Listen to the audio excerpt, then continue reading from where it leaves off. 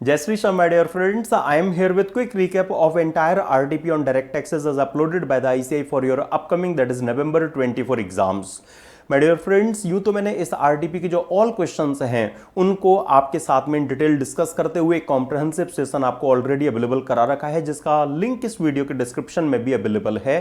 लेकिन आप में से ही कई स्टूडेंट्स ने मुझे कॉल किया, सर्टेन स्टूडेंट्स ने व्हाट्सएप किया और उसमें यह रिक्वेस्ट थी कि सर एग्जाम टाइम को ध्यान में रखते हुए अगर आप इस आरटीपी का एक शॉर्ट वीडियो हमें और अवेलेबल करा दें तो that will be very much helpful for us. तो बस उसी मोटिव के साथ में मैं आपके सामने हूं। मैं इस सेशन में कोशिश करूंगा कि जो भी ऑल क्वेश्चंस इंस्टीट्यूट ने हमेशा आरटीपी में प्रोवाइड कर रखे हैं उन क्वेश्चंस में पास ऑन किए गए मैसेज और जो भी कॉन्सेप्ट्स वहां पर एप्लीकेबल हैं उनको आपके सामने क्विकली रख सकूं। तो फ्रेंड्स, जो ये पहला केस सिनेरियो है, इस पहले केस सिनेरियो में एक्चुअली एक फॉरेन कंपनी ट्रायन कॉर्पोरेशन जो मैन्युफैक्चरिंग के बिजनेस में तो एंगेज्ड है ही, लेकिन उनके पास में एक ऑनलाइन सोशल नेटवर्किंग साइट है। तो अब हम कह सकते हैं कि ये जो ट्रायन कॉर्पोरेशन ये ई कॉमर्स ऑपरेटर हो गई। इधर एक इंडियन कंपनी है जिन्होंने करेंट ईयर में तो कोई कंप्यूटर हार्डवेयर उस फॉरेन कंपनी से इंपोर्ट नहीं किए हैं, लेकिन हां इस इंडियन कंपनी ने 5,50,000 रुपीस का अपने बिजनेस के एडवर्टीजमेंट के लिए इस ई कॉमर्स ऑपरेटर को पेमेंट किया है। तो आप याद कीजिए, अगर ई कॉमर्स ऑपरेटर को अगर कोई Indian resident like Indian company अगर ऑनलाइन एडवर्टीजमेंट की सर्विसेज के लिए अगर कोई पेमेंट करती है तो उस पर 6% जो इक्वलाइजेशन लेवी है वो उस इंडियन कंपनी को डिडक्ट करके गवर्नमेंट ऑफ इंडिया को डिपॉजिट करानी होती है। लेकिन उन्होंने ना कोई टीडीएस ना कोई इक्वलाइजेशन लेवी डिडक्ट की। तो पहला क्वेश्चन यहां पर यही था कि क्या कुछ डिडक्टेबल है। हां, इक्वलाइजेशन लेवी इतनी डिडक्टेबल है और अगर उन्होंने डिडक्ट नहीं किया है तो इक्वलाइजेशन लेवी के चैप्टर में आप देखते हैं कि उतनी की पेनल्टी के लिए फिर वो पेयर लायबल बनते हैं। देन सेकंड पार्ट में इसके सिनेरियो के एक्चुअली ये इंडियन कंपनी जिन्होंने 2.5 करोड़ का एक फॉरेन कंपनी को लोन एडवांस कर रखा है और उस फॉरेन कंपनी की 4.52 करोड़ की असेट्स रही हैं। तो मतलब मोर देन 51% का जो लोन है वो एडवांस किया। तो सेक्शन 92A के अकॉर्डिंगली वे आपस में एसोसिएटेड एंटरप्राइजेस कहलाएंगी। दूसरी तरफ इस जाइलो इनकॉर्पोरेशन के 10 डायरेक्टर्स में से 5 डायरेक्टर्स इस इंडियन कंपनी नाइस लिमिटेड ने अपॉइंट किए हैं। तो क्या इससे एसोसिएशन एस्टैब्लिश हो पाएगा? The answer is no. क्यों? क्योंकि एग्जैक्ट 50% नहीं, more than half, more than 50% director का अपॉइंटमेंट होना जरूरी था। तो दूसरे क्वेश्चन में यही कहा गया कि क्या ये आपस में एसोसिएट एंटरप्राइजेस अगर हैं तो कैश क्यों है? उस लोन के ट्रांजैक्शन की वजह से। देन इसी केस सिनेरियो के थर्ड पार्ट में इस फॉरेन कंपनी ने एक इंडियन कंपनी के जो शेयर्स हैं वो रिकॉग्नाइज्ड स्टॉक एक्सचेंज के थ्रू बेचे हैं और परचेज एंड सेल दोनों टाइम पर एसटीटी पे हुआ है। तो मतलब सेक्शन 112 भी एप्लीकेबल होगा, इंडेक्सेशन नहीं मिलेगा। सिंपली 31 जनवरी 2018 या इससे पहले की अगर परचेज है तो 31 जनवरी 2018 की जो एफएमबी है वो एज कॉस्ट ली जा सकती है। तो सेल्स कंसीडरेशन में से उस 31 जनवरी 2018 की एफएमबी को एज कॉस्ट लेते हुए नंबर ऑफ शेयर्स से मल्टीप्लाई करते हुए हम इस एलटीसीजी तक पहुंच सकेंगे। लेकिन 1 लाख की तो बेसिक एग्जम्पशन लिमिट है, तो क्या कोई टैक्स पेबल आ पाएगा क्या? The answer is no. तो थर्ड जो क्वेश्चन है उसमें बस यही हमसे कहा गया कि हम लॉन्ग टर्म कैपिटल गेन का जो अमाउंट है वो कंप्यूट करें। वो हमने कंप्यूट किया और क्या कोई टैक्स पेबल आ पाएगा क्या? नहीं, क्योंकि 1 लाख की बेसिक एग्जम्पशन लिमिट 112 में एग्जिस्ट जो करती है। और लास्ट पार्ट में इसके सिनेरियो के इस इंडियन कंपनी को असेसिंग ऑफिसर से एक ड्राफ्ट ऑर्डर मिला है। उन्होंने उस ड्राफ्ट ऑर्डर के अगेंस्ट में डीआरपी के सामने तो कोई ऑब्जेक्शन रेज नहीं किया, वो अपील में लेकिन आगे ईओ के फाइनल ऑर्डर के अगेंस्ट में जाना चाहती हैं। तो क्या वो जा सकती हैं? The answer is yes, certainly. यहां पर जो फोर्थ क्वेश्चन है वो यही था कि इस केस में क्या वो डीआरपी के सामने ऑब्जेक्शन फाइल कर सकती थी? क्या वो अपील में जा सकती थी? हम कहेंगे उनके पास में दोनों ऑप्शन है। वो चाहे तो ईओ के ड्राफ्ट ऑर्डर के अगेंस्ट में डीआरपी के सामने ऑब्जेक्शन रेज कर सकती थी और अगर उन्होंने नहीं किया है तो वो अपील में अगर ईओ के फाइनल असेसमेंट ऑर्डर के अगेंस्ट में जाना चाहे तो वो भी उनके लिए ओपन होगा। मैंने इस पर डिस्क्रिप्टिव क्वेश्चन किस तरह के एग्जाम में आपको दिए जाते रहे हैं वो भी आपको उस कॉम्प्रिहेंसिव सेशन में शो किए थे। एंड ये जो सेकंड केस सिनेरियो है ये माय डियर फ्रेंड्स पूरा जो अभी एग्जाम इंस्टीट्यूट ने ने नवंबर 24 एग्जाम्स के लिए जो स्टैट्यूटरी अपडेट्स अपलोड कर रखे हैं उसमें सेक्शन 194 ओ में मल्टीपल ई कॉमर्स ऑपरेटर्स के एक सिंगल ट्रांजैक्शन में इन्वॉल्वमेंट से रिलेटेड जो गाइडलाइंस इशू की हुई हैं उन गाइडलाइंस पर ही सोलली बेस्ड रहा है। तो फ्रेंड्स ये जो केस सिनेरियो, इस केस सिनेरियो में ये देखने को मिला कि जो ये एबीसी मार्केट प्लेस लिमिटेड है ये एक्चुअली बायर एंड सेलर दोनों के लिए कॉमन ई कॉमर्स ऑपरेटर हैं। यस, और हमें ये मालूम चला कि ये जो एबीसी मार्केट प्लेस लिमिटेड है इन्होंने 100 टोस्टर्स हैं जो इस डीएफ सेलर फर्म के भुवन को बेचे।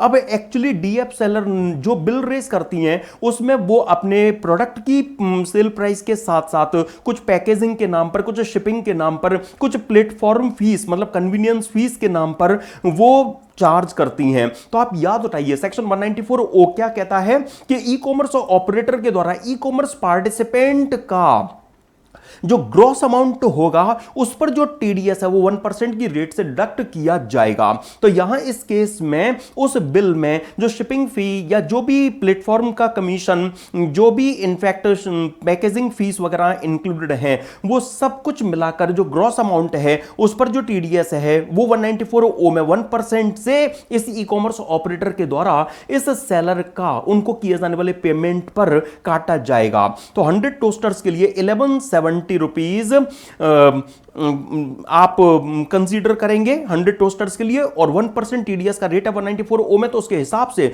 1170 जो टीडीएस है वो यहां पर डिडक्टेबल बनेगा। पहला जो क्वेश्चन है वो इस केस सिनेरियो का यही है कि ऐसे केस में क्या कोई टीडीएस डिडक्टेबल होगा? Yes, ABC market place limited जो ई कॉमर्स ऑपरेटर है, जो मीडिएटर है, जो डीएफ सेलर फर्म को पेमेंट करने के लिए रिस्पॉन्सिबल नजर आ रहे हैं, वो एक्चुअली इस 1170 का जो टैक्स है वो डिडक्ट करने के लिए वहां रिक्वायर्ड कहलाएंगे। लेकिन अगर इन 100 टोस्टर्स में से सपोज आगे 5 टोस्टर्स तो भुवन ने इन डीएफ सेलर से रिप्लेस कराए और 5 टोस्टर्स उन्होंने डीएफ सेलर्स को रिटर्न ही कर दिए, जिसका डीएफ सेलर को पेमेंट रिफंड करना पड़ा। तो अब इस केस में क्या होगा? तो माय डियर फ्रेंड, जो उन्होंने 5 टोस्टर्स रिटर्न रिप्लेस किए हैं उसमें तो कोई मनी की मूवमेंट है नहीं, तो उसमें तो कुछ नहीं होगा। और जो 5 टोस्टर्स उन्होंने रिटर्न कर दिए जिसका सेलर ने अमाउंट रिफंड कर दिया, तो कल को एबीसी मार्केट प्लेस लिमिटेड के इस एबीसी मार्केट प्लेस लिमिटेड के थ्रू जब आगे डीएफ सेलर के प्रोडक्ट बिकेंगे तो एबीसी मार्केट प्लेस लिमिटेड उस हद तक, उन 5 रिटर्न्ड टोस्टर्स की हद तक डीएफ सेलर का जो टीडीएस है वो कम काटेंगी, जैसा आप 194 क्यू वगैरह में देखते हैं वही होता है। तो मैं थोड़ा सा सीक्वेंस यहां पर ब्रेक कर रहा हूं। मैं पहले तीसरा क्वेश्चन आपको दिखा देता हूं जो इस से रिलेटेड ही है, पहले पार्ट से रिलेटेड ही है। तो जहां पर डीएफ सेलर को अगर भुवन ने ये वाला जो फोर्थ वाला ये वाला जो पार्ट है ये मैं पहले आपको दिखा रहा हूं, तो जो भी रिप्लेस्ड टोस्टर्स है उनके लिए तो कोई एडजस्टमेंट रिक्वायर्ड नहीं होता, लेकिन जो रिटर्न्ड टोस्टर्स हैं, हाँ, नेक्स्ट सेल जब एबीसी मार्केट प्लेस लिमिटेड के थ्रू डीएफ सेलर की होगी तो उस 5 टोस्टर्स के रिटर्न्ड अमाउंट तक एबीसी मार्केट प्लेस लिमिटेड उनका टीडीएस नहीं काटेंगी। सिंपल, उस टाइम पर उस अमाउंट से उसका एडजस्ट कर दिया जाएगा। अच्छा, एक बात और आप रिकॉल कीजिए कि जहां पर ई कॉमर्स पार्टिसिपेंट अगर इंडिविजुअल या एचयूएफ हैं, उन्होंने अपनी पैन या आधार डिटेल्स अगर ई कॉमर्स ऑपरेटर को दे दी हैं और अगर ड्यूरिंग द प्रीवियस ईयर जो गुड्स ई कॉमर्स ऑपरेटर ने उनके बेचे अगर वो 5 लाख से ज्यादा के नहीं है तो फिर उस केस में उनका टीडीएस काटने की जरूरत भी नहीं है। लेकिन सिंस यहां पर वो ई कॉमर्स पार्टिसिपेंट फर्म है इसलिए वो 5 लाख की एग्जेम्पशन लिमिट यहां पर एप्लीकेबल नहीं हो पाई, राइट। लेकिन अब इंस्टीट्यूट ने इसी के सिनेरियो में ये भी कहा कि 1 मिनट के लिए मान लीजिए कि ये जो डीएफ सेलर है अगर ये इंडिविजुअल होते तो उस केस में क्या टैक्स डिडक्शन रिक्वायर्ड बनता? देन आंसर इज नो, क्योंकि 100 टोस्टर्स के लिए जो अमाउंट 100 रुपीज के हिसाब से वो 1,17,000 रुपीज बनेगा जो 5 लाख से कम है। तो उस केस में जो टैक्स डिडक्शन है वो रिक्वायर्ड फिर वो नहीं कहलाएगा, वही यहां पर केवल और केवल आपसे रिक्वायर किया गया है। ओके, अच्छा, अब इसी के सिनेरियो में फ्रेंड्स जो सेकंड पार्ट है, इस सेकंड पार्ट में आप देखोगे जो बायर हैं सार्थक एक्चुअली यहां पर एबीसी मार्केट प्लेस लिमिटेड एक ई कॉमर्स ऑपरेटर के साथ साथ वो यहां पर एक्चुअल सेलर भी नजर आएंगे। यहां पर ONDC, open network for digital commerce पर एबीसी मार्केट प्लेस ने अपने प्रोडक्ट की लिस्टिंग करा रखी है ओके। और सार्थक इस ओएनडीसी पर एबीसी मार्केट प्लेस के अपने जो प्रोडक्ट्स हैं उनका ऑर्डर प्लेस करते हैं। तो अब ऐसे केस में माय डियर फ्रेंड्स, ये जो अब यहां पर आप देख रहे हैं जो एबीसी मार्केट प्लेस लिमिटेड जो पहले पार्ट में जो ई कॉमर्स ऑपरेटर थी जिसके थ्रू डीएफ सेलर ने अपने टोस्टर्स बेचे थे, अब एबीसी मार्केट प्लेस लिमिटेड खुद अपने आप में ई कॉमर्स ऑपरेटर के साथ साथ एक्चुअल सेलर भी हैं। उन्होंने open network for digital commerce पर अपने वॉल क्लॉक की, अपने डेकोर वॉल क्लॉक्स की लिस्टिंग करा रखी है। ओके, सार्थक ने 500 डेकोर्स वॉल क्लॉक परचेज की। तो अब ऐसे केस में ये जो एबीसी मार्केट प्लेस लिमिटेड है, ये अपना जो बिल रेस करती हैं वो बिल बेसिकली 665 पर वॉल क्लॉक का रेस करती हैं, जिसमें actually 10 rupees per wall clock shipping charge रहता है, 15 रुपीज पैकेजिंग कॉस्ट रहती है और 10 रुपीज ओएनडीसी कन्वीनियंस फी के नाम पर, मतलब प्लेटफॉर्म फीस के नाम पर चार्ज करते हैं। फिर वही बात 194 ओ में टीडीएस ग्रॉस अमाउंट पर डिडक्ट होना है। अब यहां पर पेयर कौन है? ये open network for digital commerce. तो अब इनकी ये ड्यूटी होगी कि वो एबीसी मार्केट प्लेस के अकाउंट में जो भी अमाउंट क्रेडिटर पे करें उस पर वो पहले टीडीएस डिडक्ट करें। तो TDS actually 665 rupees per unit के हिसाब से 500 वॉल क्लॉक के लिए 1% की रेट से इतना ओएनडीसी की ड्यूटी होगी, क्योंकि वो यहां पर पेयर है। ओएनडीसी की ड्यूटी होगी कि वो ये अमाउंट टैक्स डिडक्शन का यहां पर पिक्चर में लाएं।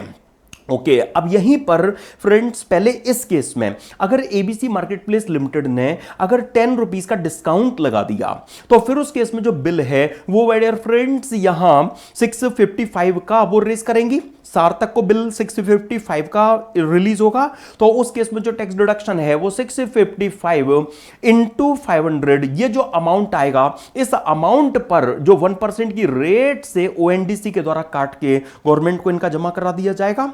ठीक है, तो इस वाले पार्ट में जहां पर अगर एबीसी मार्केट प्लेस लिमिटेड ने अगर 10 रुपीज का डिस्काउंट अगर दिया है तो वो एक्चुअल सेलर हैं जो डिस्काउंट दे रही हैं। देखिए, तो अगर मिस्टर सार्थक को एबीसी मार्केट प्लेस लिमिटेड ने 10 रुपीज का अगर डिस्काउंट दिया है तो उस सिचुएशन में जो टैक्स डिडक्शन है वो इस अमाउंट पर ये कैसे आ रहा है 655 इंटू 500। ओके, ये इस अमाउंट पर टैक्स डिडक्शन रिक्वायर्ड होगा। लेकिन जो पहला पार्ट था उस पहले पार्ट में तो basically ABC market place limited कौन है? वो मीडिएटर हैं, ई कॉमर्स ऑपरेटर हैं। वहां पर जो एक्चुअल सेलर हैं वो डीएफ थी, है ना, और भुवन एक्चुअल बायर थे। अब इस केस में अगर एबीसी मार्केट प्लेस लिमिटेड ने अगर अपनी तरफ से अगर 10 रुपीज का डिस्काउंट दिया तो वो डिस्काउंट ये खुद बोर्न करेंगी। हाँ, उस केस में तो डीएफ सेलर अपना जो बिल है वो 1170 का ही रेस करेंगे। ये आगे भुवन को 1160 में पे कर रही है, क्योंकि हो सकता है एबीसी अपना मार्केट शेयर बढ़ाना चाहती हूं, तो उस केस में तो 10 rupees ABC market place limited खुद बियर करेंगी। उन्हें डीएफ को तो 1170 रिलीज करना होगा, है ना, सब्जेक्ट टू इट्स कन्वीनियंस फी। ठीक है, तो उस केस में 1170 इंटू 100 दैट इज 1,17,000 रुपीज के हिसाब से 1% जो टैक्स का अमाउंट, टीडीएस का अमाउंट बनता है वो ABC market place limited DF से डिडक्ट करके गवर्नमेंट को जमा करा देंगे। बस यही बात आपसे यहां पर रिक्वायर की कि भुवन को अगर एबीसी मार्केट प्लेस लिमिटेड ने अगर डिस्काउंट दिया है तो यहां भुवन के केस में वो मीडिएटर थी, एक्चुअल सेलर डीएफ थी, तो उस केस में जो डीएफ है वो तो अपना 1170 का बिल रेस कर रही होंगी। तो 1170 के हिसाब से ही 100 टोस्टर्स के लिए 1,17,000 रुपीज पर जो टैक्स डिडक्शन है वो रिक्वायर्ड बनेगा। सिंपल। तो आपने देखा यहां पर डिस्काउंट वाला इशू हुआ और भी इनफैक्ट रिटर्न, परचेज रिटर्न वाले इशू हुए, 5 लाख की लिमिट का यूज हुआ, जहां पर e commerce operator actual seller नहीं है, जैसे पहला वाला पार्ट जिसमें डीएफ एक्चुअल सेलर थे, जहां पर ई कॉमर्स ऑपरेटर खुद एक्चुअल सेलर भी हैं, जैसे सेकंड केस में एबीसी मार्केट प्लेस लिमिटेड अपने डेकोर बॉल क्लॉक बेच रही थी। वो सारे जो एस्पेक्ट्स उन गाइडलाइंस के थे वो इस केस सिनेरियो में कवर्ड हो गए। आगे के केस सिनेरियो तो बड़े ही सिंपल हैं, मैं रिफ्रेश कराता हूं। देखिए, ये वाला जो एमसीक्यू है, एक्चुअली केस सिनेरियोज के बाद में कुछ इंडिपेंडेंट एमसीक्यूज में ये वाला जो एमसीक्यू दिया गया है, इसमें कुछ भी टेक्निकल नहीं है। आप याद कीजिए, आपने महाले आनंद फिल्टर सिस्टम्स प्राइवेट लिमिटेड का केस देख रखा है। वहां पर सुप्रीम कोर्ट ने क्या कहा कि अगर टेनेंट ने डिस्प्यूट से बचने के लिए अगर अपना सिक्योरिटी डिपॉजिट अगर लैंडलॉर्ड पर छोड़ दिया, तो केवल इस वजह से वो lump sum payment, one time payment, capital nature का पेमेंट, रेकरिंग नेचर का पेमेंट, रेवेन्यू नेचर का पेमेंट नहीं बन जाएगा, वो रेवेन्यू एक्सपेंस के तौर पर लायबल नहीं हो जाएगा। बस यही यहां पर इस एमसीक्यू में रिक्वायर्ड था। ठीक है, तो वो रेवेन्यू एक्सपेंडिचर की तरह उसकी डिडक्शन नहीं ले पाएंगे। ये वाला जो एमसीक्यू है, इसमें जो पब्लिक चैरिटेबल ट्रस्ट है उसके नीरज फाउंडर हैं, नीरज के सन शौर्या, यहां हम कह सकते हैं इस ट्रस्ट के लिए स्पेसिफाइड पर्सन कहलाएंगे। सेक्शन 13 सबसेक्शन 3 में आप देखते हो ना, एक्चुअली जो ट्रस्ट के लिए फाउंडर है, फाउंडर के जो लीनियन डिसेंडेंट है लाइक सन वगैरह, वो ट्रस्ट के लिए स्पेसिफाइड पर्सन कहलाते हैं। अब ट्रस्ट ने क्या किया, जो हॉस्पिटल चला रहे हैं उन्होंने अपनी मेडिकल सर्विसेज अपने स्पेसिफाइड पर्सन शौर्या को दी, हाँ, हार्ट सर्जरी के फॉर्म में। दूसरों से तो वो लेते हैं 7,40,000, इन शौर्या से मतलब स्पेसिफाइड पर्सन से लिया 3,60,000, तो मतलब 380 का कंसेशन उन्होंने दिया। तो क्या केवल इस वजह से उनका रजिस्ट्रेशन कैंसिल हो जाएगा? द आंसर इज नो, क्योंकि सेक्शन 12A में रजिस्ट्रेशन के कैंसिलेशन के जो ग्राउंड्स हैं उनमें ऐसा ग्राउंड नहीं है। दूसरी बात, क्या इस केस में उनकी एंटायर इनकम टैक्स के लिए चार्जेबल बन जाएगी? नहीं। सेक्शन 12 क्लॉज 2 याद कीजिए क्या बोलता है कि केवल और केवल जो वैल्यू ऑफ बेनिफिट है वो टैक्स के लिए चार्जेबल वहां पर कहलाएगा। वही चीज आपको यहां यूज में लेनी थी। ये वाला जो क्वेश्चन है ब्लैक मनी एक्ट पर बेस्ड है। याद कीजिए, बैंक अकाउंट में अगर किसी एसएससी का अगर फॉरेन बैंक अकाउंट है तो उसने बैंक अकाउंट जब ओपन कराया तब से वो उसने जितना भी डिपॉजिट कराया, वो डिपॉजिटेड अमाउंट वैल्यूएशन डेट तक जितना भी उन्होंने डिपॉजिट कराया वो इन एग्रीगेट अमाउंट उनका वैल्यू ऑफ अनडिस्क्लोज्ड एसेट कहलाएगा। लेकिन अगर कोई डिपॉजिट उन्होंने पहले कराया, फिर उसको विड्रॉ किया, फिर उसको रीडिपॉजिट करा दिया, तो उसे अगेन काउंटिंग में नहीं लिया जाएगा। बस वही चीज आपको यहां पर यूज में लेनी थी। तो यहां पर एसएससी ने पहले डिपॉजिट कराया 5 लाख का, फिर डिपॉजिट कराया 7 लाख का, फिर 12 लाख, फिर 12 लाख रुपीस विड्रॉ किए और अगेन रीडिपॉजिट करा दिया इसका, तो ये काउंटिंग में नहीं लिया जाएगा। फिर उन्होंने 25 लाख का फर्दर डिपॉजिट कराया, उसमें से विड्रॉ कितना कर लिया इररेलेवेंट है। जितना उन्होंने इन टोटलिटी डिपॉजिट किया एक्सेप्ट रीडिपॉजिट आउट ऑफ विड्रॉल, हाँ, वो यहां पर वैल्यू ऑफ अनडिस्क्लोज्ड एसेट कहलाएगा। देन माय डियर फ्रेंड्स, ये जो ट्रांसफर प्राइसिंग में थिन कैपिटलाइजेशन का कॉन्सेप्ट सेक्शन 94B में जो आप देखते हैं उस पर बेस्ड एमसीक्यू है। यहां पर हमें ये देखने को मिला क्या कि हमारी जो एसएससी हैं उनको एक फॉरेन कंपनी एम से कोई लोन मिला है एक्चुअली, जिसकी गारंटी किसी एन कॉर्पोरेशन ने दी थी। ये ए इनकॉर्पोरेशन वही कंपनी है जिसमें सी इनकॉर्पोरेशन ने 40% शेयर्स होल्ड कर रखे हैं। उसी सी इनकॉर्पोरेशन ने हमारी एसएससी में भी 40% शेयर्स होल्ड कर रखे हैं। तो आप याद कीजिए सेक्शन 92A क्या बोलता है कि जहां पर अगर हमारी एसएससी के अलावा किसी अदर एंटिटी में सेम पर्सन के द्वारा 26% से ज्यादा वोटिंग पावर होल्ड कर रखी है, तो ऐसे केस में हमारी एसएससी में जिसने 26% और या इससे ज्यादा वोटिंग पावर होल्ड कर रखी है वो तो उनके लिए एसोसिएट एंटरप्राइजेस बनेगी, लेकिन वो अदर एंटरप्राइज जिसमें भी सेम पर्सन ने 26% से तो वोटिंग पावर होल्ड कर रखी है, वो अदर एंटिटी भी हमारी एसएससी के लिए एसोसिएट एंटरप्राइजेस कहलाएगी। तो एक इस ग्राउंड पर कि एन कॉर्पोरेशन में सीन कॉर्पोरेशन ने 40% वोटिंग पावर होल्ड कर रखी है और उसी इनकॉर्पोरेशन ने हमारी एसएससी के लिए गए लोन की लेंडर को गारंटी दे रखी है। एक तो इस ग्राउंड पर ये ट्रांजैक्शन सेक्शन 94B के दायरे में आ जाएगा। 1 करोड़ से एक्सेसिव इंटरेस्ट के रिस्पेक्ट का केस होने की वजह से एक्सेसिव इंटरेस्ट के डिसअलावेंस का सेक्शन 94B पिक्चर में आ जाएगा। दूसरा केस यहां पर ये कि दूसरी पॉसिबिलिटीज हमें यहां यह भी दी गई कि जी सी इनकॉर्पोरेशन ने जितने का लोन हमारी एसएससी ने एम इनकॉर्पोरेशन से लिया है, हमारी एसएससी की एसोसिएट एंटरप्राइज सी इनकॉर्पोरेशन ने कॉरस्पॉन्डिंग और मैचिंग अमाउंट का जो डिपॉजिट है वो लेंडर के पास करा रखा है। तो सिंस सी इनकॉर्पोरेशन हमारी एसएससी की एसोसिएट एंटरप्राइज भी है और लिए गए लोन के कॉरस्पॉन्डिंग एंड मैचिंग अमाउंट का उन्होंने डिपॉजिट भी करा रखा है, तो एक इस वजह से भी ये जो ट्रांजैक्शन है ये सेक्शन 94B के दायरे में यहां पर आ जाएगा। तो फ्रेंड्स यहां आपको बस यही रिक्वायर किया गया था। तो या तो सी इनकॉर्पोरेशन ने 40% शेयर्स होल्ड कर रखे हैं एन कॉर्पोरेशन में और एन कॉर्पोरेशन ने हमारे एसएससी के द्वारा लिए गए लोन की लेंडर को गारंटी दे रखी है। तो एक तो इस वजह से एक तो सी इनकॉर्पोरेशन है डायरेक्टली हमारी एसएससी जी लिमिटेड में 40% वोटिंग पावर होल्ड कर रखी है और उसी सी इनकॉर्पोरेशन ने करस्पॉन्डिंग एंड मैचिंग अमाउंट का डिपॉजिट कर रखा है। तो एक तो इस वजह से 94 बी लग सकता है। दूसरा ए इनकॉर्पोरेशन जो गारंटर है उसमें हमारी एसएससी में जिसने 26% जिससे तो वोटिंग पावर होल्ड कर रखी है उसी ने उसे इनकॉर्पोरेशन में भी उतनी वोटिंग पावर होल्ड कर रखी है, जिसकी वजह से ये 94 बी की जो एप्लीकेबिलिटी है वो यहां पर पिक्चर में आना बनती है। तो बस वही आपने परम्यूटेशन कॉम्बिनेशंस यहां पर शो करने थे। ओके फ्रेंड्स, अच्छा इसके अलावा फिर डिस्क्रिप्टिव क्वेश्चंस की अगर मैं बात करूं तो माय डियर फ्रेंड्स, इंस्टीट्यूट ने आरडीपी के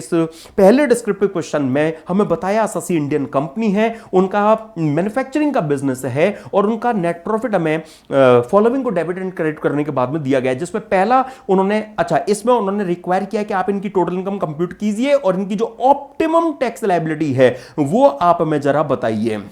यस, और इसमें बुक प्रॉफिट की फिगर भी हमें दे दी गई है। तो हम तो पहले नॉर्मल प्रोविजंस के हिसाब से इनकी टोटल इनकम कंप्यूट करेंगे, नॉर्मल प्रोविजंस के हिसाब से इनका टैक्स निकालेंगे, राइट।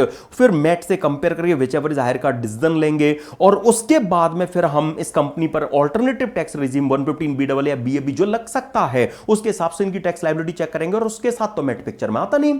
जहां टैक्स लायबिलिटी कम आएगी हम उसी को कहेंगे कि ये इनकी ऑप्टिमम टैक्स लायबिलिटी है। तो एक मिनट के लिए मानते हुए कि इस कंपनी के लिए हमें तो नॉर्मल प्रोविजंस के हिसाब से इनकी टोटल इनकम टैक्स लायबिलिटी निकालनी है, तो फिर उसमें पीजीबीपी का की रोल होगा। तो पहले हम जो इनके पीएनएल में नेट प्रॉफिट है उसको हमने उठाया। अब यहां पर फॉलोइंग इंफॉर्मेशन जो डेबिट और क्रेडिट हमें दी गई है उसमें पहला पब्लिक इशू ऑफ शेयर्स के लिए इन्होंने जो एक्सपेंस किया है, आपको पता है कि ये अलायबल नहीं है क्योंकि कैपिटल नेचर का एक्सपेंडिचर है। सेबी की नॉन क्लियरेंस की वजह से ये मटेरियलाइज इशू नहीं हो पाया, ये इररेलेवेंट है। ये एक पॉसिबल कैपिटल इनफ्लो के लिए किया गया एक्सपेंडिचर है, ये कैपिटल नेचर का एक्सपेंडिचर है। With in the four corners of law generally revenue expenditure allowed होते हैं, कैपिटल नहीं, इसलिए ये यहां अलाउ नहीं होगा। सेकंड पार्ट अच्छा था, यहां पर एक माइक्रो एंटरप्राइज को एसएससी ने एग्री किया था कि जब आप गुड्स हमें डिलीवर करोगे हम 25 डेज के अंदर अंदर पेमेंट कर देंगे। तो इस micro small medium enterprises development act के तहत जो भी एग्रीड पीरियड है जो 45 डेज से ज्यादा नहीं हो सकता उसके अंतर्गत पेमेंट होना जरूरी है। अगर नहीं किया तो जब पेमेंट करोगे तब अलायबल बनेगा। इन्होंने जो 25 डेज का पीरियड है वो तो निकाल दिया, उसके बाद पेमेंट किया तो क्या सर इसे डिसअलाउ कर दे? नहीं, एक्चुअली जब पेमेंट किया वो ईयर वो डेट भी हमारे रेलिवेंट प्रीवियस ईयर में इटसेल्फ एग्जिस्ट कर रही है, जिसकी वजह से ये अलाउ हो जाएगा। नो ट्रीटमेंट, इसका कोई ट्रीटमेंट करने की जरूरत नहीं पड़ेगी। फ्रीबीज की प्रोवाइडिंग का खर्चा आपको पता है सेक्शन 37 में डिसअलाइबल है। डेप्रिशिएशन बुकेस डेबिट जो हो रखा है ऐड करेंगे, जो इन्होंने लाइसेंस फी पे की है इसको पहले हम ऐड करेंगे क्योंकि ये इंटेंजिबल इस पर डेप्रिसिएशन आपको मिलेगा। Okay, period of use 180 days से ज्यादा होने की वजह से। देन फ्रेंड्स, इनकी मैन्युफैक्चरिंग के साथ साथ ये शुगर के स्टोरेज के लिए भी वेयरहाउसिंग फैसिलिटी सेटअप किए हुए हैं। तो 115 बीए खत्म, क्योंकि उसके लिए केवल मैन्युफैक्चरिंग बिजनेस ही होना जरूरी था। वेयरहाउसिंग बिजनेस एक्टिविटी अगर आपके पास है तो 115 BAA लग सकता है, जिसकी हम बाद में बात करेंगे। लेकिन हां, इस केस में नॉर्मल प्रोविजंस के हिसाब से अगर हम चल रहे हैं तो सेक्शन 35 AD की डिडक्शन के लिए एलिजिबल है। तो जो इन्होंने नेट प्रॉफिट यहां पर क्रेडिट कर रखा है इसको पहले हम बाहर करेंगे और अलग से, सिंस ये स्पेसिफाइड बिजनेस है तो इसमें से इनके जो भी कैपिटल एक्सपेंडिचर्स हैं उनको हम कंसीडरेशन में लेकर के इन्होंने वेयरहाउस के बनाने के लिए लैंड को अगर हम हटा दें तो जो खर्चा किया है वो 15 लाख का किया है, इतना इन्हें रिसीट हुई, इतना इनका खर्चा है। 2 लाख रुपीस इनका स्पेसिफाइड बिजनेस यहां पर स्पेसिफाइड बिजनेस का प्रॉफिट कहलाएगा। वो नॉर्मल बिजनेस मैन्युफैक्चरिंग बिजनेस के निकाले गए प्रॉफिट में ऐड कर दिया जाएगा बस। अच्छा, फिर इसके अलावा माय डियर फ्रेंड्स आप देखिए यहां पर डेबिटेड क्रेडिट आइटम्स में एक सब्सिडी इन्होंने क्रेडिट कर रखी है। ये भले ही लास्ट ईयर से पर्टेन करती थी लेकिन लास्ट ईयर में ये टैक्सेबल नहीं हो पाई है।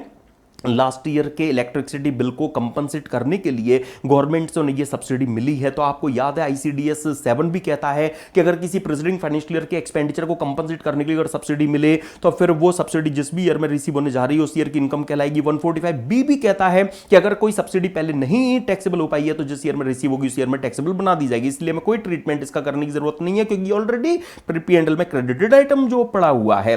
देन ये तो कैपिटल गेन का आइटम में गिवन है, तो जितना इन्होंने शेयर्स का प्रॉफिट क्रेडिट कर रखा है, इसको पहले बाहर निकालो। और यहां पर भी आप देखेंगे जो शेयर्स हैं वो लिस्टेड शेयर्स हैं, तो जितने के बेचे कब कितने के खरीदे थे इररिलेवेंट है। 31 जनवरी से पहले सिंस वो खरीदे गए थे, इसलिए 31 जनवरी की जो एफएमबी है वो एज कॉस्ट आप ले सकते हैं। जितने नंबर ऑफ शेयर्स हैं उनको मल्टीप्लाई करके ये अमाउंट इनका लॉन्ग टर्म कैपिटल गेन का कहलाएगा। लेकिन जब टैक्स निकालने की बात आएगी तो 1 लाख घटा के फिर जो नेट बचेगा उस पर 10% से टैक्स लगाया जाएगा।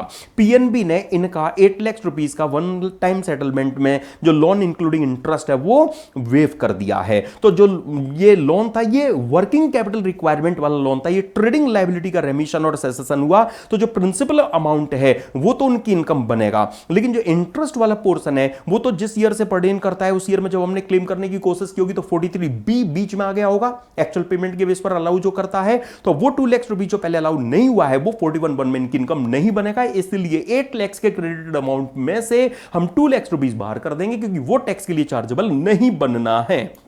देन एडिशनल इंफॉर्मेशन में कंपनी ने 50 नए एम्प्लॉइज रखे हैं, 23,000 रुपीज पर मंथ के, 9 मंथ्स उनके जॉब को हुए हैं, तो जो भी यहां पर अमाउंट आएगा एडिशनल एम्प्लॉय कॉस्ट कहलाएगा। 30% की रेट से जो भी रिजल्ट आएगा वो 80JJAA डिडक्शन के लिए क्वालिफाई कर जाएगा। इनकम टैक्स रूल्स का डेप्रिसिएशन हम माइनस कर देंगे। कंपनी की टर्नओवर सिंस प्रीवियस ईयर 21-22 की 400 करोड़ से कम है, इसीलिए सिंस ये 400 करोड़ से ज्यादा नहीं है इसलिए यहां 25% का जो टैक्स रेट है वो एंजॉय कर सकेंगे। तो नॉर्मल प्रोविजंस में भी जब हम टैक्स निकालेंगे तो 25% की रेट से निकालेंगे और फिर जो रिजल्ट आएगा वो उनका नॉर्मल प्रोविजंस के हिसाब से उनकी टैक्स लायबिलिटी कहलाएगा। बुक प्रॉफिट हां including surcharge and cess as applicable, and book profit जो हमें गिवन है इसका 15% हम टैक्स निकालेंगे, 4% सेस लगाएंगे क्योंकि 1 करोड़ से ज्यादा ये है नहीं है, और फिर जो रिजल्ट आएगा वो उनका मेट कहलाएगा। विच एवर इज हायर उनकी टैक्स लायबिलिटी यहां पर नॉर्मल प्रोविजंस के accordingly my dear friends treat की जाएगी। ओके, तो ये जो डिस्क्रिप्टिव क्वेश्चन है इस डिस्क्रिप्टिव क्वेश्चन में और इसके अलावा कुछ भी टेक्निकल नहीं है।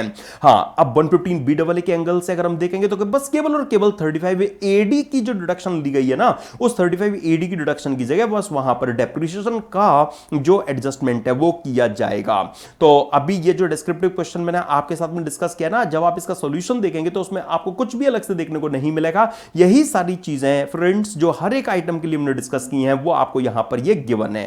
तो जो भी इनकी पीजीबीपी और कैपिटल गेन की इनकम मिलाकर रिजल्ट आया है वही जीटीआई 80JJAA की डिडक्शन के बाद में माय डियर फ्रेंड्स यहां पर ये इनकी टोटल इनकम निकल कर आ गई। एलटीसीजी वाला 1 लाख हटाकर बाकी पर 10% और रिमेनिंग पर 25%, 4% सेस, ये इनकी नॉर्मल प्रोविजंस के हिसाब से टैक्स लायबिलिटी। मैट इनका थोड़ा सा मैट इनका देखोगे तो यहां पर ऑलरेडी कमा रहा है, तो ये तो ऑल्टरनेटिव टैक्स था ना, नॉर्मल टैक्स अगर ज्यादा है तो वही भरो।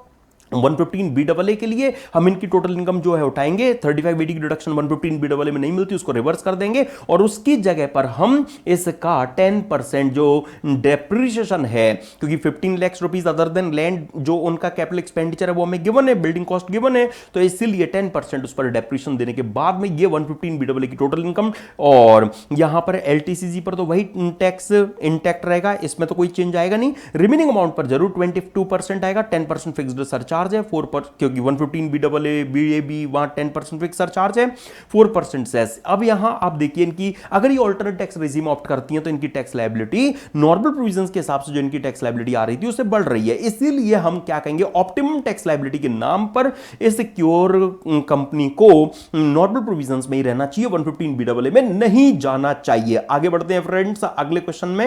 हां, टैक्स ऑडिट, प्रिज्यूम्टिव टैक्सेशन एंड इसके अलावा असेसमेंट ऑफ फर्म्स वगैरह की जो नॉलेज है वो इसमें आपसे टेस्ट की गई है। तो देखिए इस क्वेश्चन का भी एक ओवरव्यू आपको देता हूं।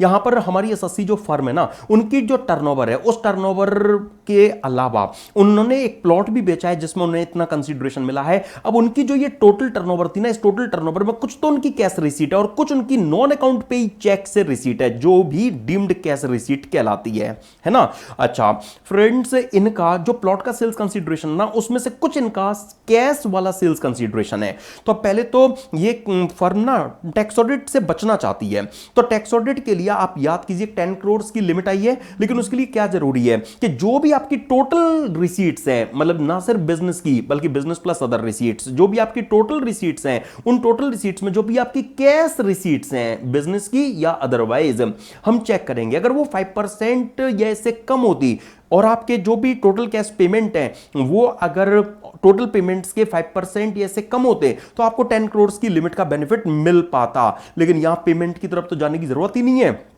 इनके जो कैश रिसीट्स हैं टोटल, हाँ बिजनेस की और अदरवाइज, वो टोटल कैश रिसीट इनकी टोटल रिसीट्स के 5% से क्रॉस कर रही है, इसलिए 10 करोड़ की लिमिट से तो इन्हें हाथ धोना पड़ेगा, वो तो यहां पर नहीं मिल पाएगी इनको।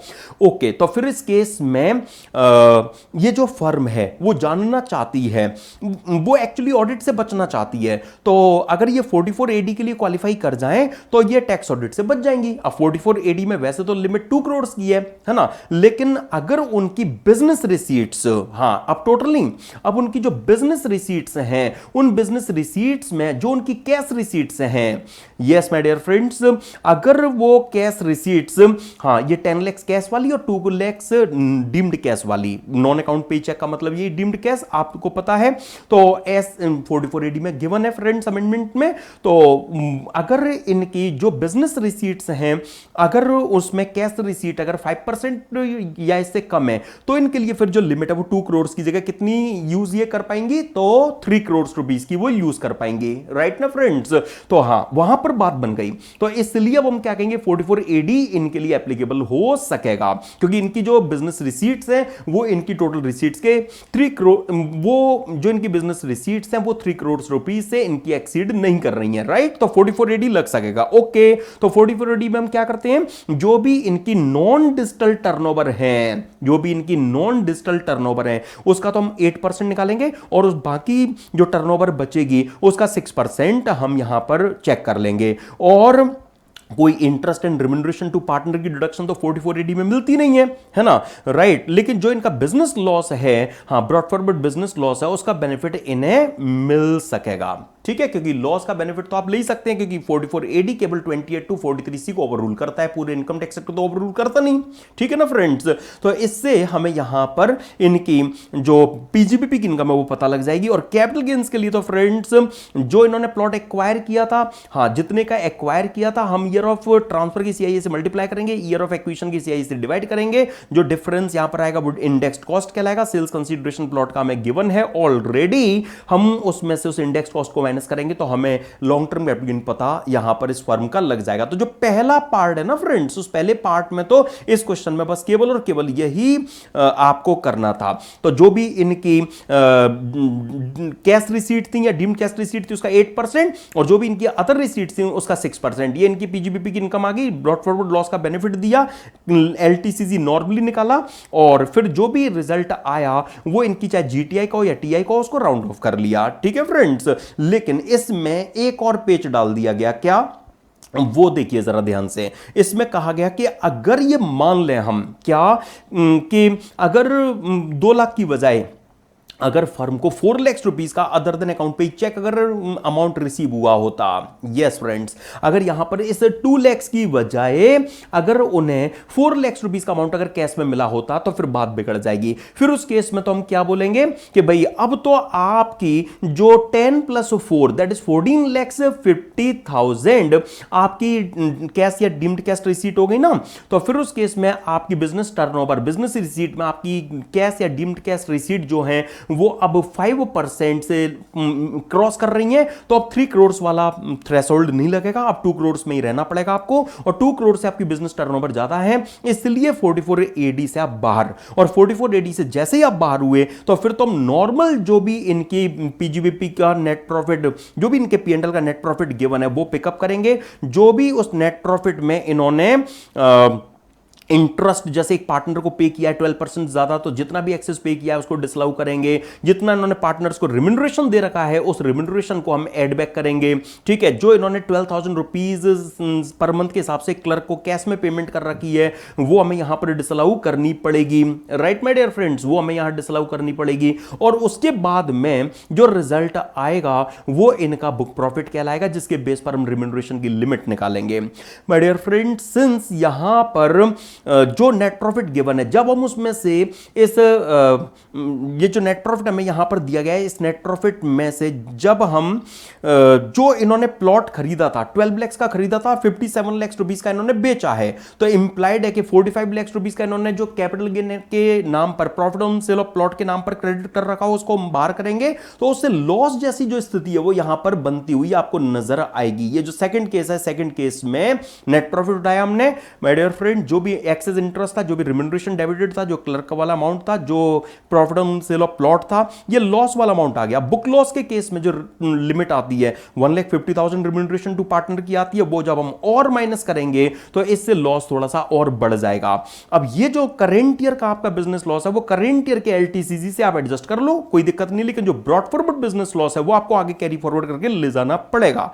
जो रिजल्ट आएगा वो इस फर्म की जीटीआई को, टीआई को वो कहलाएगी, जिसको हम यहां पर इजीली राउंड ऑफ कर सकेंगे। ओके फ्रेंड्स, तो आपने देखा इस क्वेश्चन में टैक्स ऑडिट से रिलेटेड जो चीजें थी वो चीजें आपको यहां पर एक्चुअली आपसे यहां पर टेस्ट की गई। अगला क्वेश्चन बड़ा अच्छा क्वेश्चन है, इसमें बिजनेस ट्रस्ट से रिलेटेड जो नई अमेंडमेंट लाई गई है उसका भी जो यूज है वो आपसे रिक्वायर किया गया। यहां पर ये जो रीट, हाँ, रियल एस्टेट इन्वेस्टमेंट ट्रस्ट, एक बिजनेस ट्रस्ट बीटा लिमिटेड हमें नजर आ रहे हैं, एंड इनके पास में 65% शेयर्स एच लिमिटेड के हैं, मतलब एच लिमिटेड का कंट्रोलिंग इंटरेस्ट होने की वजह से एच लिमिटेड यहां पर स्पेशल पर्पस व्हीकल कहलाएंगे, और ये एच लिमिटेड वो है जिन्होंने 115 BAA ऑप्ट कर रखा है। ओके, तो अब इस केस में फ्रेंड्स जो बीटा को, मतलब रीट को, एच लिमिटेड मतलब एसपीबी से इंटरेस्ट इनकम हुई, ये इंटरेस्ट इनकम इस बीटा लिमिटेड के लिए 1023 एफसी में एग्जाम्प्ट होगी, क्योंकि इसके लिए पास थ्रू ट्रीटमेंट है, एक्चुअली यूनिट होल्डर भुगतेंगे। जैसे अर्पण इस क्वेश्चन में 70% यूनिट्स होल्ड करने वाले एक रेजिडेंट यूनिट होल्डर इस रीट के हमें दिए गए हैं, जिन्होंने 1.5 करोड़ में यूनिट्स इनकी खरीदी थी। ओके, तो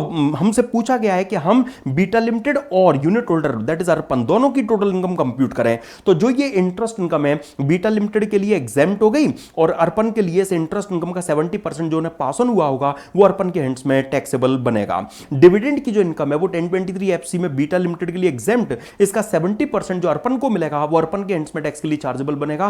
क्यों? क्योंकि एसपीबी ने 115 BAA ऑप्ट कर रखा है। फिर जो short term capital gain plot बेचकर, मतलब डेवलपमेंट प्रॉपर्टीज बेचकर जो बीटा लिमिटेड ने कमाया, या इस रीट को जो अनलिस्टेड डिवेंचर्स पर इंटरेस्ट आया, वो इन बीटा लिमिटेड के लिए, रीट के लिए ये एमएमआर पर टैक्स के लिए चार्जेबल बनेगा। And my dear friends, unit holder मौज करें, 1023 एफडी जिंदाबाद, अर्पण के लिए वो एग्जाम्प्ट होगा। रेंटल इनकम जो रीट को हुई है वो 1023 एफसीए में रीट के लिए एग्जाम्प्ट होगी। हाँ, अर्पण को जो इसका 70% पास ऑन होगा वो अर्पण के लिए टैक्स के लिए चार्जेबल बनेगा। माय डियर फ्रेंड्स, यहां नोट करने वाली बात यह है कि जो इस बीटा लिमिटेड रीट ने डिस्ट्रीब्यूशन अपने यूनिट होल्डर्स को किया है वो 20 करोड़ का किया है, जबकि हमें जो इनकम के पर्टिकुलर्स दिए गए हैं वो 17.32 करोड़ के दिए गए हैं। इसका मतलब क्या कि इस रीट ने 2.68 करोड़, इन्होंने 2.68 करोड़ का जो अमाउंट है वो अपनी कुछ अदर रिसीट्स का यहां पास ऑन किया है। ओके, तो आप याद कीजिए फाइनेंस एक्ट 2023 से क्या अमेंडमेंट लाई गई है कि जो भी interest from SPV, dividend from SPV, rental income of REIT, और जो भी इनकम रीट के हैंड्स में, मतलब बिजनेस ट्रस्ट के हैंड्स में टैक्स के लिए ऑलरेडी चार्जेबल बन रही है, उनको छोड़कर कुछ भी अमाउंट जो अदरवाइज पास ऑन किया जाएगा वो यूनिट होल्डर के हैंड्स में सेक्शन 56 सबसेक्शन 2 क्लॉज 12 जो लाया गया है उसमें टैक्स के लिए चार्जेबल बनाया जाएगा। तो इस 2.68 करोड़ का 70% जो अर्पण को पास ऑन हो रहा है वो अर्पण के लिए हम कंसीडर करेंगे, लेकिन उसी सेक्शन 56 सबसेक्शन 2 क्लॉज 12 में स्पेसिफाइड सम जो टैक्स के लिए चार्जेबल करने की बात की गई है उसमें दो रिडक्शन है, दो एडजस्टमेंट है। एक तो अगर उसका कोई पार्ट पहले ऑलरेडी उनके लिए टैक्सेबल हो चुका है तो हम वो बाहर कर देंगे। दूसरा, उन्होंने इन यूनिट्स को परचेस करने के लिए जो भी अमाउंट पे किया है उसका उन्हें एडजस्टमेंट जरूर मिलेगा, क्योंकि ये एक रीपेमेंट ऑफ डेट, ये एक तरह से बायबैक ऑफ यूनिट्स जैसा सीन जब बनता है तब इस तरह के पेमेंट्स पिक्चर में आते हैं। तो सिंपली स्पीकिंग जो यहां पर अर्पण ने इन यूनिट्स के लिए बीटा को दिया था वो 1.5 करोड़ दिया था, और उन्हें 2.68 इंटू 70% जो बनता है इसका, वो यहां पर अदरवाइज आ रहा है। तो जो भी डिफरेंस आएगा वो अदर सोर्सेज हेड में अर्पण के लिए टैक्स के लिए चार्जेबल यहां पर कहलाएगा। ओके देन फ्रेंड्स याद कीजिए, इंस्टीट्यूट ने जो केस लॉज अपलोड कर रखे हैं आपके नवंबर एग्जाम्स के लिए, उसमें 6 नंबर का केस भारतीय सेलुलर लिमिटेड का गिवन है और उस भारतीय सेलुलर लिमिटेड के केस पर ही बेस्ड ये क्वेश्चन नंबर 17 आपको दिया गया है यहां। एक्चुअली माय डियर फ्रेंड्स इस क्वेश्चन में देखिए, मैं पहले तो आपको रिफ्रेश करा दूं कि अगर कोई टेलीकॉम कंपनी अगर डिस्ट्रीब्यूटर्स को अगर स्टार्टअप किट्स हैं या रिचार्ज कूपन है वो डिस्काउंट पर उन्हें बेचती हैं और फिर वो डिस्ट्रीब्यूटर आगे जो कस्टमर्स हैं उनको वे रिचार्ज कूपन या स्टार्टअप किट्स वगैरह सेल करते हैं। इसमें होता क्या है कि जो डिस्ट्रीब्यूटर है वो टेलीकॉम कंपनी से डिस्काउंट पर जो प्रीपेड प्रोडक्ट्स हैं वो परचेस करते हैं, ठीक है, और उसके बाद में वो अपनी चॉइस की प्राइस पर आगे जो कस्टमर्स हैं उनको रीसेल करते हैं। तो अब इस केस में अगर टेलीकॉम कंपनी ने 100 रुपीज का अगर स्टार्टअप किट या रिचार्ज कूपन अगर 90 रुपीज में रफली स्पीकिंग अगर डिस्ट्रीब्यूटर को दिया कि आप अपनी चॉइस की प्राइस पर 100 रुपीज तक इसे कितने पर भी बेच सकते हैं, तो अगर उन डिस्ट्रीब्यूटर ने कस्टमर को अगर किसी कस्टमर को 94 में बेचा, किसी को 97 में, किसी को 96 में, तो इस डिस्ट्रीब्यूटर के कस्टमर के साथ होने वाले ट्रांजैक्शन के अंदर टेलीकॉम कंपनी का तो कोई इंटरफेरेंस है ही नहीं, उनका तो कोई इंटरेस्ट है ही नहीं। तो अब अगर डिस्ट्रीब्यूटर ने 97 में अगर वो प्रोडक्ट आगे कस्टमर को बेचकर 7 रुपीज का मार्जिन जो अर्न किया, क्या आप ये कहोगे कि टेलीकॉम कंपनी ने 7 रुपीज डिस्ट्रीब्यूटर को कमीशन दिया है, इस पर टेलीकॉम कंपनी को उनका टीडीएस 194H में काटना चाहिए? तो सुप्रीम कोर्ट ने कहा बिल्कुल नहीं। सुप्रीम कोर्ट ने यह कहा कि 194H में कमीशन और ब्रोकरेज पर टीडीएस की रिक्वायरमेंट जो अटैच की गई है उसके लिए पेयर एंड पे के बीच में प्रिंसिपल एंड एजेंट की जो रिलेशनशिप है वो एस्टैब्लिश होनी चाहिए। वहां ट्रायंगुलर एग्रीमेंट होता है, वहां पर एक प्रिंसिपल, दूसरा उनके बिहाफ पर एक्ट करने वाला पर्सन और तीसरा अल्टीमेट जो थर्ड पार्टी जो अल्टीमेट कस्टमर है वो। एक्चुअली कोई पर्सन इंडिपेंडेंट कॉन्ट्रैक्टर की कैपेसिटी में काम कर रहा है या किसी के बिहाफ पर एक्ट कर रहा है, ये हमें चेक करना होगा। अगर कोई पर्सन इंडिपेंडेंट कॉन्ट्रैक्टर की कैपेसिटी में काम कर रहा है मतलब क्या कि वो कितना भी मार्जिन अर्न कर सकते हैं, वो फ्री हैं मैक्सिमम पॉसिबल प्रॉफिट अर्न करने के लिए, ड्राइव करने के लिए। एक तो वो केस होता है तो वो normally as an agent treat नहीं किया जाता। दूसरा होता है कि वो किसी के बिहाफ पर काम कर रहा है केवल एक प्रीफिक्स्ड रिम्यूनरेशन के साथ में कि भाई आपको ये अमाउंट बस मिलना है, तो फिर उस केस में हम कहते हैं कि ये एजेंट की तरह यहां पर एक्ट कर रहा है। अरे आप सोचो, मैं डिस्ट्रीब्यूटर हूं, मैंने किसी टेलीकॉम कंपनी से अगर सपोज डिस्काउंट पर लाइक 100 रुपीज की startup kit 90 rupees per purchase कर लिया, अभी वो आगे बिकी नहीं है, मैंने तो 90 रुपीज दिया, खरीद ली और आगे अब मैं बेचूंगा और मैं फ्री हूं कि किसी भी प्राइस पर इन्हें बेचूं, तो मैं मैक्सिमम पॉसिबल प्रॉफिट अर्न करना चाहूंगा। तो क्या मैं टेलीकॉम कंपनी के बिहाफ पर काम कर रहा हूं? नहीं। तो फिर इस केस में मैं टेलीकॉम कंपनी का एजेंट कहां हुआ? मुझको जो प्रॉफिट कस्टमर से मिल रहा है वो टेलीकॉम कंपनी के द्वारा दिया गया कमीशन क्यों कहलाएगा?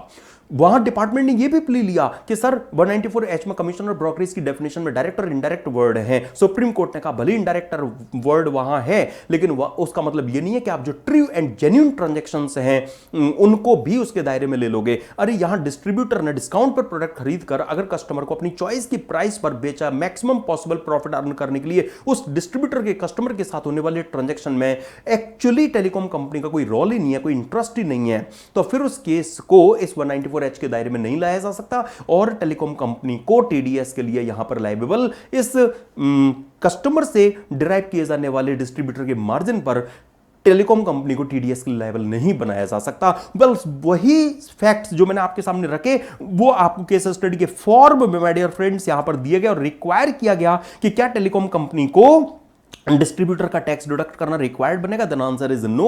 और believe me my dear friend, जो आपको आंसर दिया गया ना उस आंसर में वही सारी चीजें जो मैंने आपके सामने अभी अभी रखी थी वही आपको यहां पर देखने को मिलेंगी। ओके, आप इसकी रीडिंग लगाएंगे, भारतीय सेलुलर लिमिटेड वाला जो केस मैंने आपके सामने रखा था वही सारी चीजें एज इट इज आपको यहां पर नजर आएंगी। और अगले क्वेश्चन का अगर मैं आपको हिंट दूं तो अगले क्वेश्चन में फ्रेंड्स क्या हुआ, असेसिंग ऑफिसर ने जो बिजनेस आवर्स हैं उसमें एसएससी के प्लेस ऑफ बिजनेस पर एंटर किया है। ओके, और असेसिंग ऑफिसर वहां से books of accounts and cash ले जाना चाहता है। तो पहले तो ऑनर की सुन लो। ऑनर कहता है कि भाई आपने सनसेट के बाद में, मतलब आप लेट नाइट में हमारे यहां सर्वे करने आए हैं, तो ये एक्ट आपका सही नहीं है। क्या ऑनर का क्लेम करेक्ट है? Then answer is no. क्यों? क्योंकि बिजनेस प्लेस पर सर्वे बिजनेस आवर्स में कभी भी कंडक्ट हो सकता है।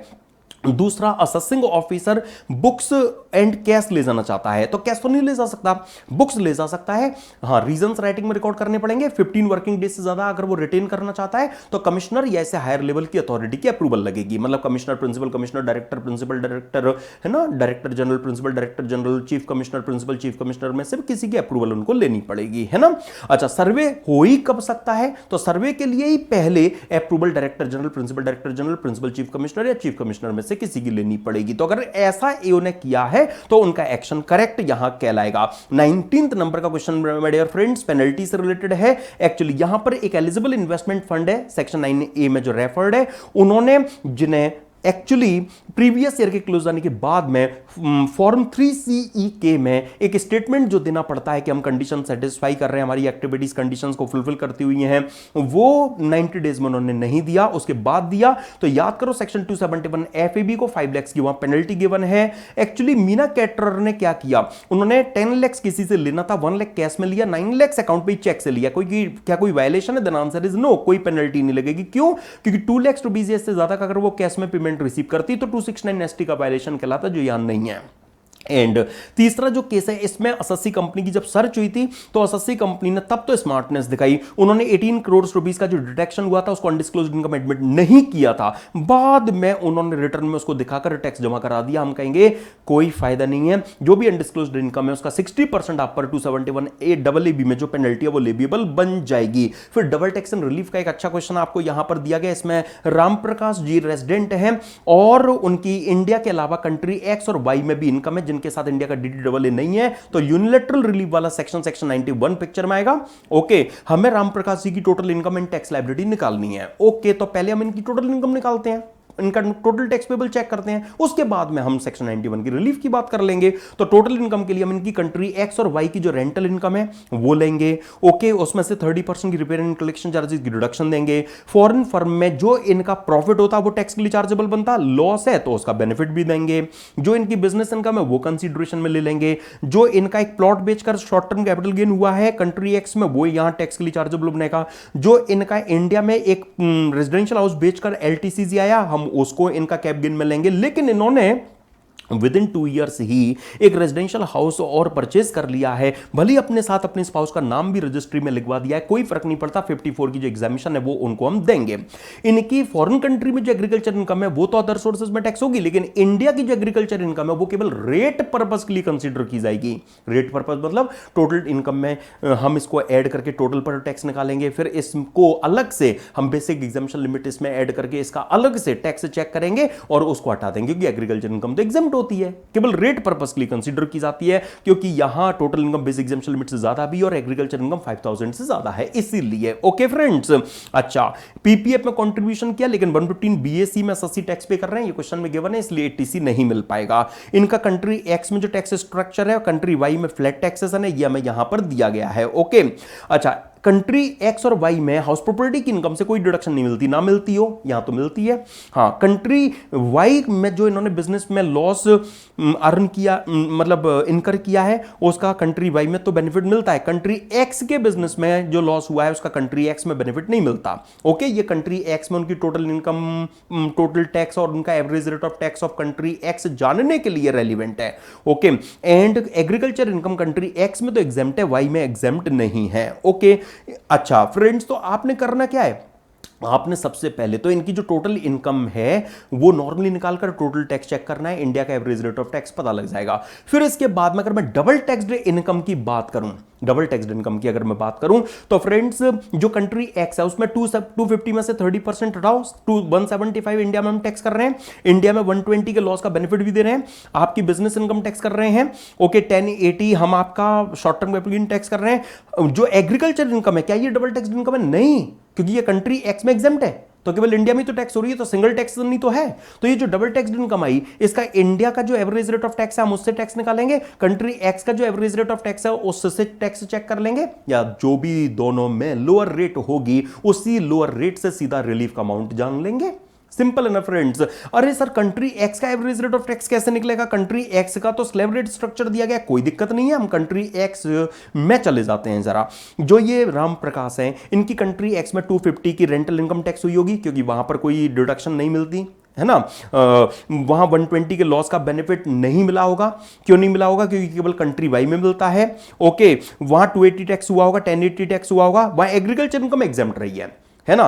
तो फिर जो भी एग्रीगेट आया होगा उस एग्रीगेट पर इन रेट्स से हमने टैक्स निकाला होगा। Tax divide by total income taxable in country X into 100, ये उनका average rate of tax in country X आ गया होगा। ये मैं जो आपके सामने कह रहा हूं ना फ्रेंड्स, एग्जैक्टली यही आंसर में आपको देखने को मिलने वाला है। तो कंट्री एक्स के लिए मैंने जैसा अभी आपको बताया, बेसिकली कंट्री एक्स में इनकी जो टोटल इनकम रेंट से हुई थी वहां कोई डिडक्शन तो मिलती नहीं। ओके, जो भी इनका जो पार्टनर से फर्म में उनको लॉस हुआ था उस लॉस का बेनिफिट है कंट्री एक्स में मिलता नहीं, ये क्वेश्चन में गिवन है। बिजनेस इनकम हमने ले ली, शॉर्ट टर्म कैपिटल गेन वहां जो अर्न किया था वो टैक्सेबल वहां बना, और एग्रीकल्चर इनकम वहां एग्जाम्प्ट है। ये जो अमाउंट है इस पर स्लैब के हिसाब से हमने टैक्स निकाला, टोटल टैक्स को हमने उनकी टोटल टैक्सेबल इनकम इन कंट्री एक्स से डिवाइड किया इनटू 100, ये हमारा कंट्री एक्स का जो एवरेज रेट ऑफ टैक्स है वो पता लग गया। ओके, अब double taxed income country X की, जो कंट्री एक्स में भी टैक्स हुई और इंडिया में भी हुई, तो फ्रेंड्स इंडिया में रेंटल इनकम से हमने 30% की डिडक्शन दी है, तो रेंट इंडिया में हम केवल इतना टैक्स कर रहे हैं, लॉस का इंडिया में बेनिफिट भी दे रहे हैं। जो बिजनेस इनकम है एसटीसीजी है, agriculture income double tax income नहीं है क्योंकि आपकी वहां टैक्स नहीं हुई है, केवल हम इंडिया में टैक्स कर रहे हैं। तो इस पर lower rate since country x का है, इंडिया का एवरेज रेट ऑफ टैक्स ज्यादा आ रहा है। इंडिया का जो एवरेज रेट ऑफ टैक्स है ना फ्रेंड्स, इंडिया में इनकी जो टोटल इनकम ये आई थी, एग्रीकल्चर इनकम को रेट पर्पस के लिए कंसीडरेशन में लेते हुए इनका जो टोटल टैक्स आया था, एग्रीकल्चर इनकम की अलग से टैक्स माइनस करते हुए इनका जो टोटल टैक्स आया था उसका total taxable income in India पर हमने जब रेट निकाला था तो वो rate average rate of tax as compare to average rate of tax in country X उनका ज्यादा आया था। इसलिए कंट्री एक्स के एवरेज रेट ऑफ टैक्स से जो रिलीफ है वो कंट्री एक्स की डबल टैक्स इनकम से इनको मिल जाएगी। कंट्री वाई के केस में तो कोई चक्कर है ही नहीं। कंट्री वाई के केस में तो my dear friends rate flat given है, तो बस डबल टैक्स इनकम जानने की जरूरत है। कंट्री वाई की भी जो रेंटल इनकम हम इंडिया में टैक्स कर रहे हैं वो 70% है, 30% की डिविडेंड कलेक्शन चार्जेस की रिडक्शन दे रहे हैं। कंट्री वाई के लॉस का भी फायदा हम दे रहे हैं यहाँ पर। 340 की कंट्री वाई की ये इनकम और 180 की कंट्री वाई की एग्रीकल्चर इनकम, जो कंट्री वाई में भी टैक्स हो रही है और इंडिया में भी टैक्स हो रही है, इसलिए डबल टैक्स इनकम बन गई। ये double tax income country Y की आ गई। कंट्री वाई का जो एवरेज रेट ऑफ टैक्स है वो ज्यादा है, इंडिया का केवल 22% समथिंग है। तो फिर इस केस में केवल वो 22% समथिंग जो था इंडिया का एवरेज रेट ऑफ टैक्स, उससे जो डबल टैक्स एंड रिलीफ का अमाउंट है वो हम यहां पर जान लेंगे। यस फ्रेंड्स, आप देखिए तो वो यहां पर कंट्री वाई की इन डबल टैक्स इनकम के रिस्पेक्ट में डबल टैक्स एंड रिलीफ कहलाएगी। ये टोटल रामप्रकाश जी को जो डबल टैक्स एंड रिलीफ है वो यहां पर हम देंगे, तो रामप्रकाश जी की हमें फाइनल टैक्स लायबिलिटी यहां पर पता ये लग जाएगी। लास्ट फिगर 5 रुपीज से ज्यादा है, इसलिए नेक्स्ट 10 तक हम उसको राउंड ऑफ कर देंगे। Simple, nothing special. तो friends double tax and relief का जो क्वेश्चन है वो भी आपने एंजॉय किया। अच्छा देखिए सेकंड लास्ट क्वेश्चन को, यहां पर इस क्वेश्चन में एक फॉरेन कंपनी है पीटर इनकॉर्पोरेशन, जो यूएस में एक्चुअली एस्टैब्लिश्ड है, इसलिए मैं फॉरेन कंपनी बोल रहा हूं। इनकी ग्लोबल असेट्स 50 करोड़ की है, लेकिन इंडियन असेट्स इनकी 25 करोड़ की है। मतलब हम कह सकते हैं कि जो इंडियन असेट्स हैं वो 25 करोड़ मतलब एग्जैक्ट 50% हैं ग्लोबल असेट्स की। लेकिन पोएम के कॉन्सेप्ट में आप देखते हो कि एक्टिव बिजनेस आउटसाइड इंडिया में एंगेज्ड कोई कंपनी कब कहलाती है, जब उनकी इंडियन असेट्स ग्लोबल असेट्स के 50% से लेस देन होनी चाहिए, इक्वल है यहां। इसलिए एक्टिव बिजनेस आउटसाइड इंडिया इस फॉरेन कंपनी का नहीं कहलाएगा। तो फिर इस केस में नॉर्मली हम चेक करेंगे क्या कि इस फॉरेन कंपनी के जो भी की मैनेजमेंट इन कमर्शियल डिसीजंस है वो कौन लेते हैं और कहां लेते हैं। तो जो की मैनेजमेंट इन कमर्शियल डिसीजंस है ना, वो इस फॉरेन कंपनी के इंडिया में जो बोर्ड मीटिंग्स होती हैं वहां डायरेक्टर्स के द्वारा लिए जाते हैं। तो अब हम क्या कहेंगे इस केस में, भले इनकी टोटल 10 मीटिंग्स में से इंडिया में केवल 4 मीटिंग्स ही हुई हैं, लेकिन जो की मैनेजमेंट इन कमर्शियल डिसीजंस है वो इंडियन डायरेक्टर्स इंडिया में जो बोर्ड मीटिंग्स होती हैं उनमें लेते हैं। तो इसलिए इनका पोएम इन इंडिया कहलाएगा। मतलब पीटर इनकॉर्पोरेशन भले फॉरेन कंपनी है लेकिन ये इंडियन रेसिडेंट कहलाएगी, इसकी ग्लोबल इनकम इंडिया में टैक्स के लिए चार्जेबल बन जाएगी। ओके, तो सबसे पहले तो यही पूछा गया कि रेजिडेंशियल स्टेटस बताओ, हम कहेंगे ये foreign company Peter incorporation resident in India कहलाएगी। लेकिन माय डियर फ्रेंड्स यहां इस फॉरेन कंपनी को एक इंडियन कंपनी पायल लिमिटेड ने प्रोफेशनल सर्विसेज लेने के लिए उन्हें प्रोफेशनल फीस का पेमेंट किया है। ओके, तो अब इस पीटर इनकॉर्पोरेशन को पे की जाने वाली foreign professional fees Peter incorporation foreign company को, जो भले पोएम की वजह से इंडिया में रेजिडेंट बन गई हो, उनको पे की जाने वाली प्रोफेशनल फीस पर पायल लिमिटेड को टीडीएस काटना है। तो कहां काटना है? 194J जो रेजिडेंट पे के केस में लगता है, या 195 कहां टीडीएस डिडक्ट करना है? तो माय डियर फ्रेंड्स, आपको याद होगा एक्चुअली सेक्शन 115JH याद आ रहा है आपको, जहां कोई कंपनी पहले कभी इंडिया में रेजिडेंट नहीं थी, लेकिन पोएम की वजह से अगर वो फर्स्ट टाइम जिस ईयर में रेजिडेंट बनती है, उनको ट्रांजिशनल प्रोविजंस वाला ये सेक्शन 115JH कुछ बेनिफिट्स देने के लिए लॉ में रखा गया है। सेंट्रल गवर्नमेंट की नोटिफिकेशन में बताई गई एक्सटेंट तक जो भी बेनिफिट्स रिलीफ हैं वो ऐसी कंपनी को दिए जाएंगे। जैसे अब आपने तो कह दिया कि फॉरेन कंपनी इंडिया में पोएम की वजह से रेजिडेंट बन गई, तो उनकी ग्लोबल इनकम इंडिया में टैक्सेबल बन गई। तो अगर उनका फॉरेन बिजनेस है तो उस पर भी आप इंडिया में टैक्स मांगोगे, तो उस फॉरेन बिजनेस में उनका अगर कोई ब्रॉड फॉरवर्ड लॉस है तो उसका बेनिफिट भी तो नहीं मिलना चाहिए उनको। अगर उनका फॉरेन टैक्स डिपार्टमेंट के रिकॉर्ड पर उस बिजनेस का कोई ब्रॉड फॉरवर्ड लॉस है तो उसका बेनिफिट मिलना चाहिए। उनका जो भी फॉरेन बिजनेस की असेट्स की WDB है, उन WDB पर उनको डेप्रिसिएशन अलाउ किया जाना चाहिए। तो इन बातों को ध्यान में रखते हुए सेंट्रल गवर्नमेंट ने भी एक नोटिफिकेशन इशू करके जो इस तरह के बेनिफिट्स हैं वो कंफर्म किए हैं। लेकिन उसी नोटिफिकेशन में यह भी कहा गया क्या कि जो बेनिफिट्स दिए जाने की बात की जा रही है, उन प्रोवाइड किए जाने वाले बेनिफिट्स को अगर छोड़ दिया जाए तो बाकी जो भी पर्पसेस हैं उन अदर पर्पसेस के लिए वो फॉरेन कंपनी ही ट्रीट की जाएगी। एक्चुअली फॉरेन कंपनी वाले जो प्रोविजंस हैं वही वहां पर एप्लीकेबल बनेंगे। मतलब अब ये पीटर इनकॉर्पोरेशन हो तो गई है ये पीटर इनकॉर्पोरेशन फॉरेन कंपनी हो तो गई है पोएम की वजह से इंडिया में रेजिडेंट, लेकिन रेजिडेंट पेई वाला टीडीएस का सेक्शन 194J भी लग रहा है और foreign company other non resident वाला सेक्शन 195 भी एप्लीकेबल हो रहा है। तो क्या वर्क करेगा? फॉरेन कंपनी वाला जो सेक्शन है वो वर्क करेगा। तो इस केस में देखिए, ये जो नोटिफिकेशन 2018 में ये जो लाई गई थी उसको मैंने बस केवल और केवल आपके सामने यहां पर रखा। क्या कंक्लूजन निकलेगा कि ये जो पीटर इनकॉर्पोरेशन है इनको मिलने वाली प्रोफेशनल फीस पर पायल लिमिटेड की ये ड्यूटी होगी कि सिंस ये पीटर इनकॉर्पोरेशन भले ही पोएम की वजह से रेजिडेंट बन गई है, लेकिन अल्टीमेटली है तो एक फॉरेन कंपनी ही ना, तो फॉरेन कंपनी वाला टीडीएस का सेक्शन 195 यहां पर वर्क करेगा, न कि 194J। ओके फ्रेंड्स, या आप देखेंगे आपको आंसर में यही चीज देखने को मिलेगी। और लास्ट क्वेश्चन जो फ्रेंड्स यहां पर एग्जिस्ट कर रहा है एक्चुअली ट्रांसफर प्राइसिंग से रिलेट करता है। हमारी एसएससी बी लिमिटेड एक्चुअली एक country C based company TQR incorporation, हमें पता लगा कि हमारी एसएससी कंपनी बी लिमिटेड एक TQR incorporation country C based company में 30% शेयर होल्ड कर रही है। तो ये दोनों आपस में एसोसिएट एंटरप्राइजेस बन गई। अच्छा, तो इनके बीच का ट्रांजैक्शन इंटरनेशनल ट्रांजैक्शन कहलाएगा। ओके, तो बस उन ट्रांजैक्शंस का क्या इंपैक्ट आएगा ये रिक्वायर किया गया। जैसे हमारी एसएससी बी लिमिटेड ने क्या किया, वो औरों को तो $12 की प्राइस पर एक एलईडी स्टिक बेचती हैं और उन्होंने अपनी एसोसिएटेड एंटरप्राइज को केवल $10 की प्राइस पर 90,000 स्टिक्स एलईडी स्टिक्स बेची हुई बताई हैं। तो इसका मतलब क्या है कि वो $2 पर LED sticks cum sales consideration account for कर रही हैं। राइट, सेल्स अंडरस्टेटेड है तो $2 के हिसाब से 90 एलईडी स्टिक्स के लिए $1,80,000 और $1 के लिए 85 रुपीज यहां पर हमें लेना है, ये हमें दिया गया है। तो हम क्या कहेंगे कि जो भी $2 पर एलईडी स्टिक्स के हिसाब से 90,000 एलईडी स्टिक्स के लिए $1,80,000 इंटू 85 रुपीज जो भी अमाउंट आएगा उतने से सेल्स अंडरस्टेटेड कहलाएगी। उस हद तक इनकी इनकम में जो एडिशन है वो कर दिया जाएगा। ऐसे ही ये जो बी लिमिटेड है इन्होंने क्या किया, इन्होंने $3,50,000 का एक लोन लिया।